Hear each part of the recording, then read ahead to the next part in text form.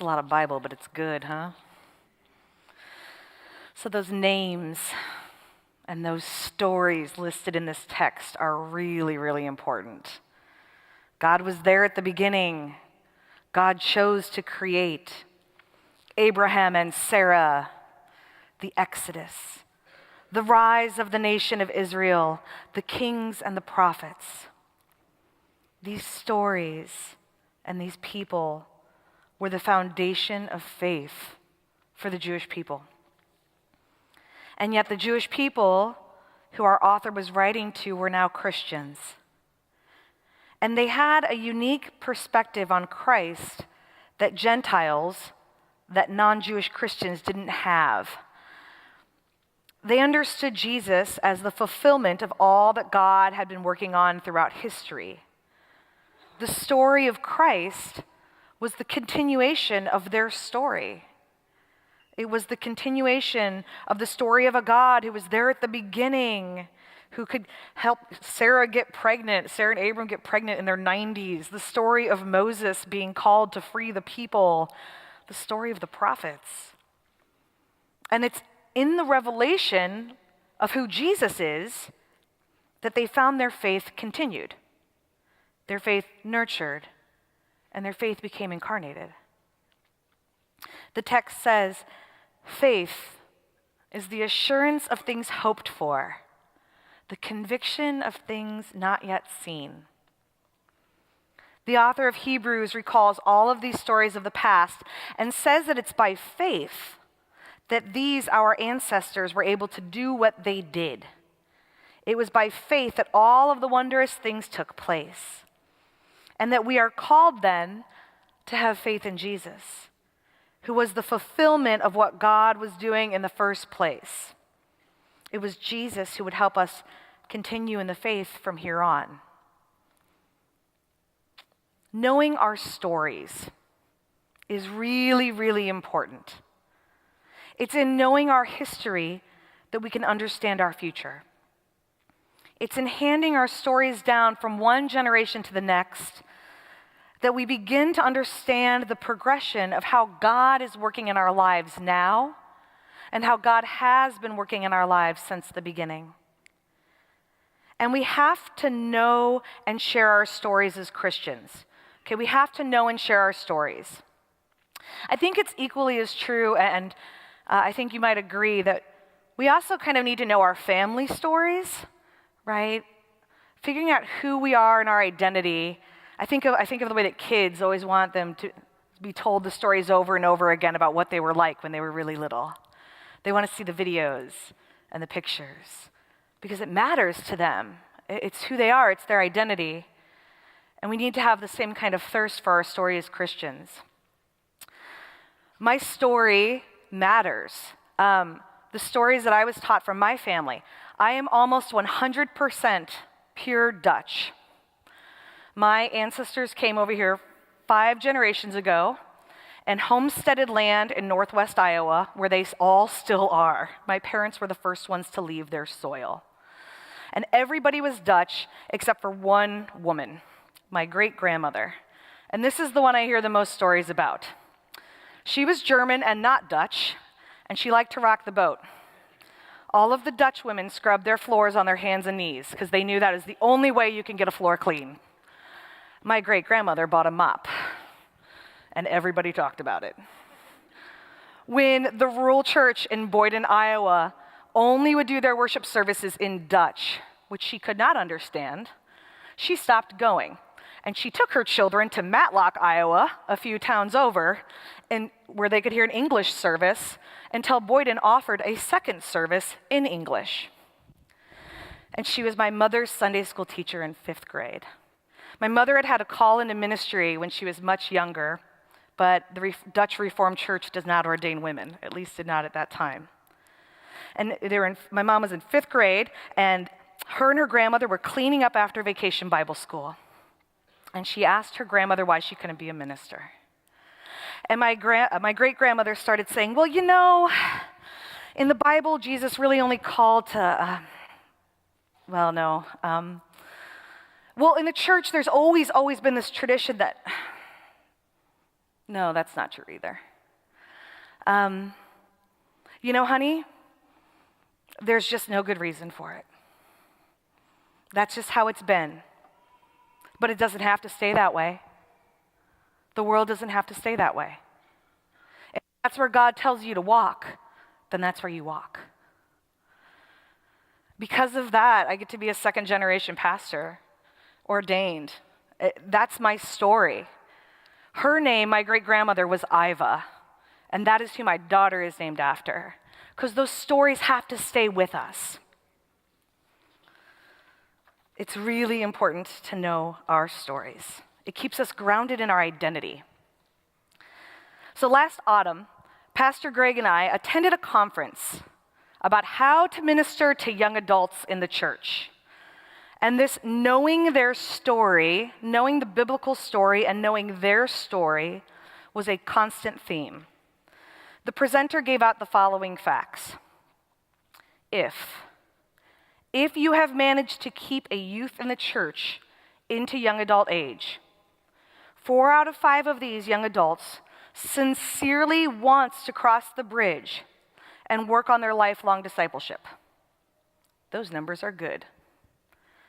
However, 50% will drift from the church within a couple of years and will never return. Half. And that's not nearly as grim a statistic as the reentry numbers for young people that were lost at youth group age or earlier. And when studies were done to assess why these numbers were so low, the research shows that these young Christians could not articulate what the gospel is or was. They could not articulate the stories of the Bible. They did not know their stories as Christians. And research further showed that most of the adults at our churches also don't know how to articulate what the gospel was and is, what our Christian story is. It's not that we don't know it collectively, it's that we haven't practiced saying it out loud. No one sits down and says, "Tell me the story of your faith," right? And kind of forces that out of us, to draw that out of us. So collectively, we have forgotten how to best articulate because we have stopped sharing our story. We have stopped saying it out loud over and over. This is back to like that child that wants to hear the story. We have to give it to them to keep them hungry and thirsty for it. And this is what the author of the letter to the Hebrews knew and understood, that our faith is nurtured by telling our story. Our faith is nurtured by telling our story. So, what is a way that we can articulate this story? That's a great question. I come with answers. Today and next week, we're going to look at just one way to share the biblical narrative. I got this idea from the same conference. This was not my idea. This is not new. But basically, we're going to look at the entire story of the Bible, and we will get out on time. We're going to look at the entire story of the Bible in 16 snapshots. We're not going to get to cover everything, but we're going to get the overarching themes. So there's 16 snapshots, and today we're going to look at the first 8, the Old Testament ones, which will hopefully get us to the beginning of the answer of the question of why we need Jesus to come.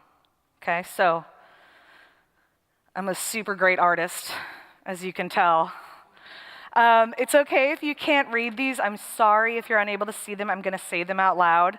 And next week, hopefully, we'll have little worksheets. So Vicki, do you mind putting up the first slide? God was there before. Why is it a triangle? The Trinity, very good. That's right, the Trinity, the triune God existed before creation happened, is our first belief. Go to the next one, please. God chose to create. That is a circle. Kind of. God chooses to create. Very womb-like. There's my circle. Next slide, please. Adam and Eve, creation is good. So we've got creation happening all around, and God is part of that creation, and people are part of that creation, and that creation is claimed and known as good. That is a very Christian Jewish belief. The next one. Broken relationship. Something happens. We can talk about Adam and Eve, we can talk about Cain and Abel, we can talk about murder, but something happens. And our relationship with God becomes broken. And our relationship with creation becomes broken. And I know that you can feel that in your soul when you look at this world. So God begins the next step of restoration. Next slide, please. This is the rescuing God. Somewhere after the broken relationship took place, the people ended up enslaved in Egypt. And they were not masters over their own lives, and they barely knew God. But God sends Moses in to rescue the people. This is a picture of the people crossing the Red Sea. That's water on the sides. So God comes and rescues the people, but the people don't even remember this God. They kind of remember this God, but they barely know this God. So the people are wandering for a long time in the wilderness. You know, like you get to the point in your relationship where you need to lay down some ground rules because it gets serious. You're like, we've been seeing each other for some time, so maybe we should say it's exclusive, right? That's the next thing that happens. Next slide, please. We are given the law. The 10 Commandments, that's that let's see each other exclusively clause, right?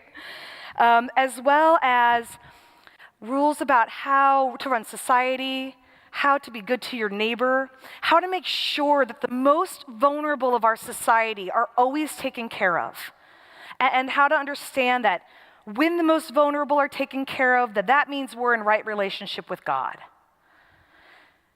And to be sure of that right relationship, we are also offered the next step of the law, next slide please, which is the sacrificial system. That's a lamb or a sheep. Yeah. So God makes the sacrificial system, which is a list that says if you have done this particular thing, this is the sacrifice you have to offer. Keep in mind, back in this time period, worship was like a pile of stones, plus fire, plus an animal, plus a knife. And this was the way that we would atone for the things that we've done wrong. This is how we knew that we were right with God. God gave us the law. It was very clear. And we would, every time, that we did something wrong, we would make sure to offer the right kind of sacrifice. And yet, the law was still not followed. The most vulnerable of society was not taken care of. Very few people ended up with almost all of the land. They were exploiting their own people. The nation of Israel was founded and then broke apart. And then eventually fell because God was supposed to remain the center of that relationship, but the kings forgot how to keep God at the center of that relationship, which leads to the exile. Israel has fallen. Their people are yet again enslaved. We have failed the law. We have not used the sacrificial system properly. And oh my God, what could we possibly do now to fix this broken relationship? God has held his end of the bargain. Where is ours? And yet all hope was not lost, because then God sends the prophets. That's an eyeball. God sends the prophets who see forward to the day when God is going to make it all right again. God's going to send something or someone who will fix this broken relationship, who will give an alternative to the sacrificial system, an alternative to the law, which we could not keep up our end of the bargain with. You know how hard it is to follow the rules you make for yourself, let alone the ones that you were given from someone else. The people were left in need, but the prophets looked forward to the day that those needs would be met. We have 8 more snapshots next week. It's a good story so far. Kind of gets you on the edge of your seat. At least it does for me. The law and the sacrificial system, our kings and our governments had all failed us. Or better, we failed God and we failed each other. The initial broken relationship between God and her people was not getting better. But the prophets looked forward to a time when it would get better. And according to the author of the letter of Hebrews, it was by faith that they waited for the one who could bring about reconciliation with God, the reconciliation that they so desperately needed and wanted. It was by faith that they waited for a Savior. But that's another story, the next part of our story. And we will look at that next week, children of God. Amen.